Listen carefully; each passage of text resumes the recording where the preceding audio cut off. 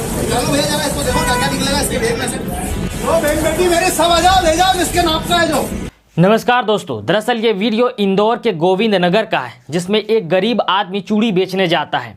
उसके साथ किस तरीके से ज्यादती किया जाता है, उसके साथ जुल्म किया जाता है। क्यों? चूंकि वो एक हिंदू नहीं है।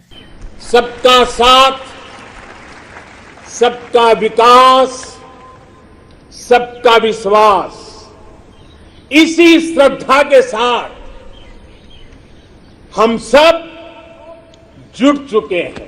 अभी हमारे देश के माननीय प्रधानमंत्री श्री नरेंद्र मोदी हैं, जो सबका साथ, सबका विकास और सबका विश्वास की बात कर रहे हैं। अब ये कैसी विश्वास है कि जरा देखिए कि एक गरीब आदमी अगर पैसे कमाने के लिए, दो पैसे कमाने के लिए कहीं पे जाता हो तो उसके साथ इस तरीके से जुल्म किया जाता है। आखिर प्रधानमंत्री किस विश्वास की बात कर रहे हैं? अगर विकास की बात कर ले तो उसका तो दूर दूर तक कोई नाता ही नहीं है। आज लोग बेरोजगार होते चले जा रहे हैं। इसी बेरोजगारी की वजह से लोग अपने दो वक्त की रोटियों के लिए कुछ भी करने को तैयार है। जरा सोचिए कि वो गरीब आदमी चूड़ी बेचने के लिए ही तो गया था, लेकिन उसे क्यों पीटा गया? आखिर उसकी गलती क्या थी? हमारे क्षेत्र में आना मत बेटा तू जीवन में, किसी भी हिंदू क्षेत्र में दिक्कत जाना। कौन है ये लोग? कहां से आते हैं ये? अब यहाँ पे वो इस गरीब आदमी को ये धमका रहे हैं और कह रहे हैं कि किसी भी हिंदू क्षेत्र में जाना मत। अब जरा सोचे कि हिंदुस्तान तो एक सेक्युलर देश है, डेमोक्रेसी देश है। अब इस देश में कौन सा क्षेत्र हिंदुओं का है और कौन सा क्षेत्र मुसलमानों का, सिखों का, जैनों का, ये किसे पता है? अगर वाकई में इन लोगों को लगता है कि इस देश को इसी तरीके से चलाना है तो क्या ही अच्छा होगा कि एक परमिट बना दिया जाए कि हाँ भाई ये हिंदुओं का इलाका है, ये मुसलमानों का है, ये जैन का है, ये बौद्ध का है, ताकि दूसरे मजहब के लोग उस क्षेत्र पे न जाएं। ये हालत है इन छुट भैये दो टके के नेताओं का। जरा सोचे कि किस तरीके के काम को ये लोग करते हैं कि एक निहत्ते गरीब आदमी जो दो वक्त की रोटियों के लिए छोटा सा बिजनेस को लेकर घर घर तक जाके कुछ दो पैसे कमाना चाहता है, उसके साथ इस तरीके से ये लोग जुल्म करते हैं, उसके प्रोडक्ट को छीन लेते हैं और उसे ये धमकाते हैं किसी भी हिंदू क्षेत्र में आना मत दोबारा। आखिर ऐसा क्यों होता है? ये कौन लोग होते हैं? कहां से ये लोग आते हैं और इस तरीके के कामों को अंजाम देते हैं और इस तरीके के लोगों के ऊपर कोई कानूनी कार्रवाई नहीं किया जाता? जिंदगी में तू वैसे भी नहीं घुसेगा। एक तो सब मारो यार, एक सब मारो। अब जरा सोचिए कि एक निहत्ते गरीब आदमी को चारों तरफ से दर्जनों भर आदमी घेरे हुए हैं और ये कहा जा रहा है कि एक एक सब मारो। और वो वीडियो में पूरा आप लोगों को नहीं दिखाऊंगा यूट्यूब के कम्युनिटी गाइडलाइंस के वजह से। उसमें आप देख पाएंगे कि किस तरीके से सारे लोग उस गरीब आदमी को पीट रहे हैं। जरा सोचिए कि यह कैसी अभद्रता है। और उतनी बड़ी भीड़ में एक भी ऐसा आदमी नहीं था जो ये कह सके कि इसे छोड़ दो, ये तो गरीब आदमी है, इसकी क्या गलती है, इसकी गुनाह क्या है? एक भी आदमी नहीं था जो कि ये कह सके। जितने भी थे सारे के सारे दरिंदे भरे थे। आखिर इन लोगों की इंसानियत कहां चली गई? क्या ये लोग इंसान हैं भी? ये एक बड़ा सवाल है। इसी पे डॉक्टर कुमार विश्वास एक कवि हैं जो ट्वीट करते हैं, एक चूड़ी वाले को घेर कर लतियाएं ये दर्जन भर लोग। अगर इतने ही वीर हैं तो जरा सीमा पर जाकर दुश्मन के आगे जोर दिखाएं। आशा है शिवराज सिंह चौहान जी इस खुली अराजकता पर आप खामोश नहीं रहेंगे।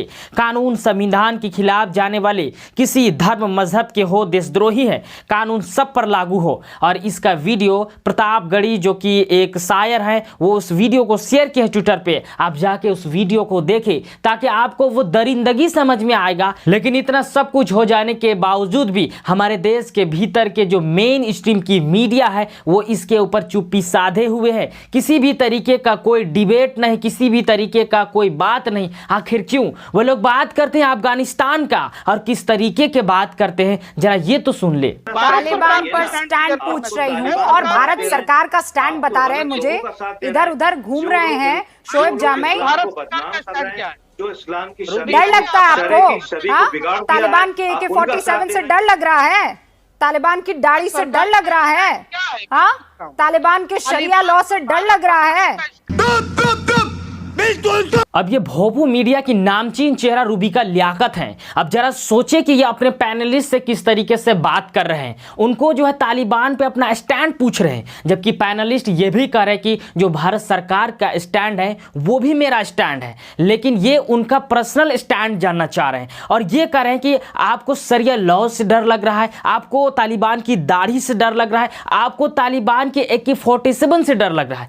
भाई साहब, उनको तो डर लग रहा है। हो सकता है आप बहुत नीडर हो जब भी आप इस तरीके के बात कर रहे हो। मैं ये नहीं कह रहा हूं कि अफगानिस्तान में जिस तरीके के हालात बन रहे हैं, जिस तरीके से वहां की महिलाओं का अधिकार का हनन हो रहा है, उसके ऊपर हम लोगों को बात नहीं करनी चाहिए। बेशक करनी चाहिए, आपको तो और चढ़ बढ़ के करना चाहिए, क्योंकि आप एक औरत हैं और एक औरत की दर्द को समझते हैं। लेकिन क्या इन गरीबों की दर्द आपको दिखाई नहीं पड़ती? क्या आपको इसके ऊपर अपनी निष्पक्ष पत्रकारिता का सबूत नहीं देना चाहिए? आप लोगों को यह लगेगा कि हो सकता है रूबिका लियाकत को इस वीडियो के बारे में पता नहीं चला होगा, वरना वह निष्पक्ष पत्रकारिता करने वाली एक मोअज़्ज़िज़ पत्रकार है, वो जरूर इसके ऊपर अपना ओपिनियन रखती, लेकिन शायद उनको अभी तक पता नहीं चला होगा। लेकिन ये वीडियो को रूबिका लियाकत जरूर देखी होंगी। मुसलमान ये जरूर दिखाते हैं, कर्महीन लोगों को स्वामी जी पहले नहीं मारते, मुसलमान पहले बैठा देंगे, उनके सामने उनकी औरतों से बलात्कार करेंगे, और बलात्कार आदमी नहीं करता।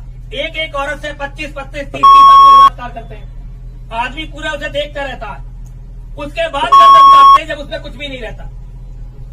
तो या तो इस नियति के लिए तैयार रहो, और अगर कहीं जिंदे हो तो भैया इसके खिलाफ खड़े हो। ये तो तुम्हें मिटाना पड़ेगा, इस्लाम नाम का कैंसर धरती से मिटाना पड़ेगा, इसके बिना कुछ नहीं होने वाला। क्या लगता है आप लोगों को, नरसिम्हानंद सरस्वती का ये अभद्र वीडियो को अभी तक रूबिका लियाकत नहीं देखी होंगी?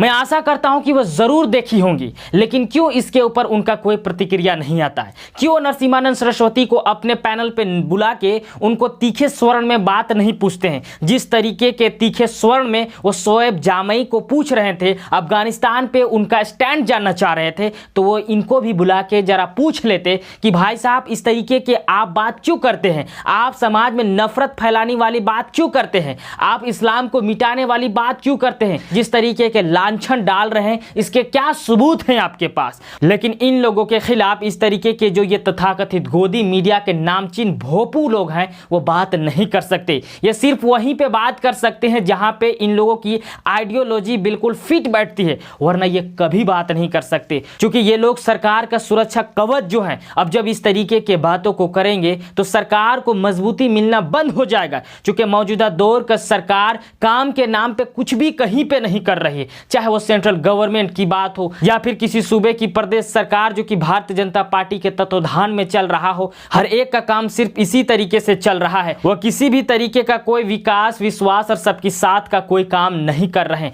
आपको क्या लगता है? आप अपना राय नीचे कमेंट बॉक्स में जरूर बताएं। फिर मिलेंगे एक नए वीडियो के साथ। जय हिंद।